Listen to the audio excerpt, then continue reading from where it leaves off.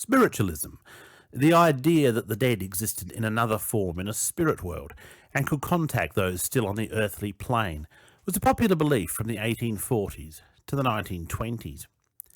One of the ways this was achieved was via spirit writing. A person wishing to be in touch with the spirits would sit holding a pencil poised over a sheet of paper or other writing surface, invite the dead to come through and take control of their hand, and wait while the ghost moved the pencil to produce a message. Around the end of 1871, an elderly man known as Bluey, or more formally, Alexander Campbell, attempted spirit writing using a slate. Campbell, who worked as a bird catcher, claimed he himself could not write, but a spirit took control of his fingers and wrote a short disclosure. It read, "My death was occasioned by a hit on the head with a poker when I was asleep, and lying down on the sofa in Big Burke Street, opposite St. James Church, and there you will find me down by the chimney, about 4 feet underground. And there I am, so you will soon find me. So goodbye, no more at present. I was murdered by Liz about 21 years ago. Go to the detective office and show them what I have written this morning. Show them this, and tell them that that is all you have to do at present. So no more at present. Goodbye." The communication averred to be from the spirit of a man once named Augustus Calmet War. While it is difficult to confirm the veracity of claims in many spirit messages, it was not so with this one. There had been a man named Augustus Calmet War who lived in Melbourne in the early days of the city. He went missing one day in 1852, believed murdered. Augustus War was born in Rochdale, Lancashire, on the 5th of September 1811. He had a sister named Eliza and half-brothers and sisters named James, Jane, Joseph, and Elizabeth. He married Mary Ann Reynolds at St. Chad's in Rochdale on the 29th of August 1831, when both were teenagers. Their eldest daughter, Alice Louisa, was born 2 years later, followed by Ellen in 1836 and Betty in 1837. A son, James, was born in 1840. In 1841, the young family emigrated to Melbourne, Victoria, aboard the ship the Francis, arriving in November 1841. Augustus gave his trade as a smith. Their final child, Mary Ann, was born there in 1844. Tragically, Mary Ann Sr. passed away in 1846, at the age of 34. His sister Eliza Hayward and half-sister Elizabeth Eleanor, or Elizabeth Erminia, both middle names are given in different sources, also emigrated to Victoria. Elizabeth was either married to or partner of a man named Lee. In 1843 in Melbourne, she married Richard Spencer. Between 1845 and 1849, the couple had 4 sons. Richard had a business as a hay and corn dealer in Swanston Street. On the 18th of October 1850, Richard went to a toilet in the yard common to his store and that of Jermaine Nicholson's store next door. He had with him a clasp knife. At about 1 p.m, a storekeeper at Nicholson's named James Atkinson was grinding some sugar when he heard a groaning sound. With the help of another workman, William Gosling, they broke into the privy and found Richard Spencer laying on the floor, having cut his own throat. Atkinson waited with him while a doctor was summoned, but before he could arrive, Spencer died.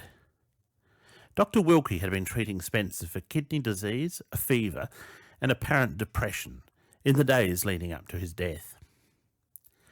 After his death, the children were then left in the care of Jermaine Nicholson, who acted as guardian. A prosperous grocer at this time, Nicholson was already gaining a reputation as a philanthropist and friend of the poor, who assisted recent immigrants and orphans. In 1853, he was a founder of the Bank of Victoria, among other successful business ventures. In 1852, Augustus War, like many men at the time, was trying to secure his fortune on the Victorian goldfields. While he was there, he learned that one of his daughters had married, and was somewhat put out by the news as she was quite young. This was presumably Ellen, who would have only been 15 years of age at the time, as Alice had married in 1850 to a John Parker. His third daughter, Elizabeth, would marry George Dick in 1868. The marriage, which had upset Augustus, took place on the 28th of January 1852, when his daughter became Mrs. Smith. His sister, Elizabeth Spencer, was then living in a whitewashed brick cottage, which stood until the 1870s on the northwest corner of Burke and William Streets, opposite Menzies Hotel, and Augustus went to stay there about the 1st of May, 1852. He met with his daughter and her husband, and soon reconciled with them. Father and daughter parted between 11 p.m. and midnight that night, on the best of terms. Augustus promised that the next morning he would go to the bank and draw out some money to set her up in a business. War had 17 ounces of gold and some money on him when he went to sleep. The next day, Augustus was missing. Elizabeth Spencer informed her niece that he had left the house without anyone hearing him go. If the daughter found this odd, she nevertheless did not raise the matter with police. Elizabeth's stepdaughter, Alice Lee, who was living in the cottage, remarked that Augustus had gone to sleep on the parlour sofa, but in the morning all of his clothes, except for his trousers, were there, but he had gone. It was noted that Elizabeth was very angry that Alice had revealed this information. 2 or 3 days later, Elizabeth Spencer sold War's horse, saddle and bridle. She kept the money from the sale, offering none of it to War's children. She also retained his papers and valuables. Some weeks later, Mr. Spencer further informed her niece that Augustus had fallen from a horse on Dennisford Station, now the site of the town of Lancefield, and had died from the resulting injuries. He had worked on this station prior to going to the goldfields. This may have been said during a visit by Mrs. Smith when she stayed with her aunt and asked frequently about her father. Every question about War seemed to annoy Elizabeth. Mrs. Smith noticed other odd things about her aunt. She seemed to have acquired a fear of the dark and bought lamps to keep her room well lighted. One day she had been on her way to see Jermaine Nicholson, but only got halfway there before rushing back home and asking if anyone had been there. According to Mrs. Smith, when she asked who Elizabeth thought may have been at the house, she said, "The police." When asked why, she said the water closet was overflowing, although Mrs. Smith knew it was not. Elizabeth made a second attempt to visit Nicholson, but again returned hurriedly, as if frightened. Elizabeth also had forbidden Alice from using that water closet ever since the disappearance of Augustus War. According to Mrs. Smith, that night Elizabeth invited her to sleep in the same bed with her. Although she did so, she said she was scared and lay at the back of the bed. During the night, Elizabeth reached over and felt the other woman, as if to see if she was awake or not.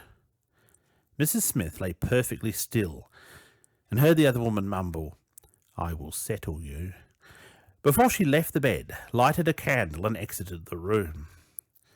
While she was left alone, Mrs. Smith clambered out of bed and hid underneath it, sheltering behind some boxes. From a vantage point, she saw Elizabeth return, carrying the same knife which her late husband had used to cut his throat.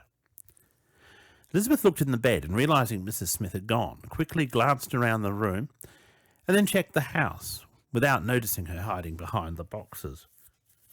At daybreak, Elizabeth went to the neighbour's house to inquire if Mrs. Smith had gone there. While she was thus engaged, Mrs. Smith took the opportunity to flee from the house. In 1853, Elizabeth married a gold digger named Ralph Miller. It did not seem to make her life any happier. In the same year, her youngest son, Thomas Spencer, died aged 4. She is said to have twice attempted suicide until, like her former husband, Elizabeth Spencer inflicted a fatal wound on herself in 1856. As she was dying, she said she wanted to see Mrs. Smith, but nobody then knew where she was. Elizabeth Spencer was 35 years old when she died. After that, the case lay idle until the spirit supposedly contacted the elderly Mr. Campbell, who claimed he had not previously known about the case. Alice Lee was sought by the police to discover what she might be able to offer about the events of 1852, but they were unable to trace her. She was believed to have married a German man, but who and where they were was a mystery at the time. Records, however, show the most likely candidate to be the missing woman was an Alice Spencer Lee, who married a surgeon named Charles Joshua Tovell in 1855. This woman appears to have used the name Eliza or Elizabeth following her wedding. The Tovells lived at Brighton and raised a family of 8. Alice, or Eliza as she preferred, died in 1888 at the age of 64. Using an assumed name presumably made tracing her impossible at the time. Police sought permission from the owner of the cottage, Mr. Goldsborough, who had rented it to Elizabeth Spencer, to search it. One of his employees was then currently in residence, and he raised no objection. The search was conducted early in 1872. Police dug near the chimney and under the front and back rooms, down to the original clay level. All that was found were a few old meat bones which were carried beneath the floorboards by rats. The WC was examined, but had been emptied out many times since 1852 without anything being found. With nothing uncovered, the investigation ceased, and the mystery remained. Did the spirit of Augustus War communicate from beyond the grave? Probably not. Campbell had heard the story from Mrs. Smith, who was convinced that her aunt had murdered her father and dropped his corpse down into the water closet. Mrs. Smith revealed that Campbell had implored her to have the WC searched as far back as 1864. Mrs. Smith's account of her aunt preparing apparently to murder her as she slept sounds more like a penny dreadful melodrama than a real event. If she suspected the woman had killed her father, why would she have even gotten into bed with her? Although there was no direct evidence that War had even been murdered, his disappearance was sudden, strange, and permanent. If he had not died that night, then where was he? No resolution to this strange saga ever emerged, whether from police investigation or communication from the murdered dead.